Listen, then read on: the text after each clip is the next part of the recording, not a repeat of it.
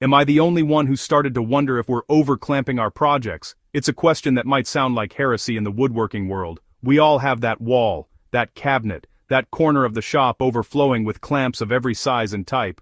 But what if I told you that for certain applications, you might not need them at all? I know, it sounds crazy. But hear me out. We're about to put this theory to the test, and the results could fundamentally change your workflow and save you a surprising amount of time.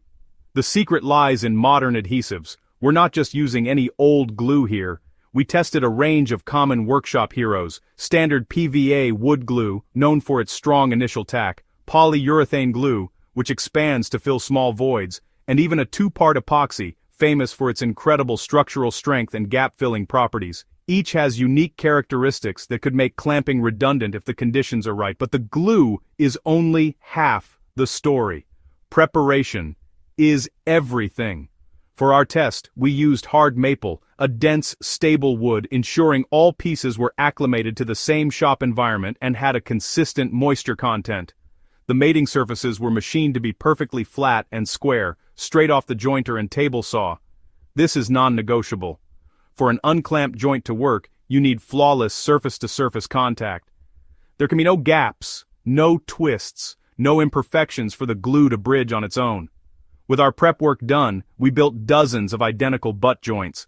We applied a thin, even layer of glue, just enough to wet the surface without causing excessive squeeze-out. Then we simply pressed the pieces together firmly by hand for about 30 seconds and left them, no clamps, at all. To ensure the integrity of our experiment, every joint cured for a full 24 hours in a controlled environment with stable temperature and humidity. This way, we knew any variation in strength was due to the joint itself, not external factors. Of course, a test without a control is just an anecdote. So, we created a parallel set of joints, prepared in the exact same way, but these were clamped with moderate, even pressure, the way most of us would do it in our own shops. This gave us a direct head-to-head comparison.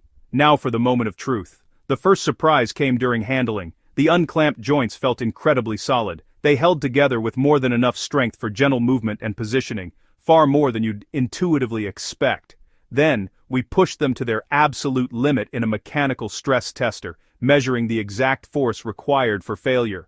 The results were astonishing. While the clamped joints were consistently stronger, the unclamped joints weren't far behind. In many cases, the wood itself failed before the glue line gave way, the ultimate sign of a successful bond. The unclamped joints achieved, on average, 70 to 80% of the strength of their clamped counterparts. So what's the science here? It's a combination of adhesion, the glue sticking to the wood, and cohesion, the glue's internal strength. With perfectly mated surfaces, capillary action pulls the glue deep into the wood fibers, creating a powerful bond even without external force. The initial tack of modern glues is strong enough to hold the joint in place while this process completes. So, should you throw away your clamps? Absolutely not.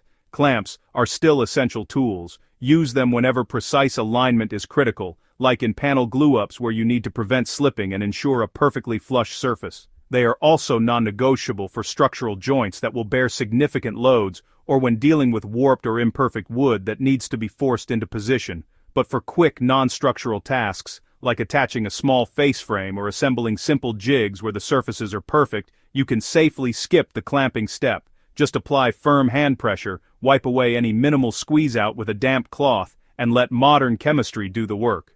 The takeaway is this: understand your materials and your joinery. For many everyday tasks, the time you spend setting up clamps could be time spent moving on to the next step. Give it a try on a non-critical project. You might just be surprised. Let us know how it goes.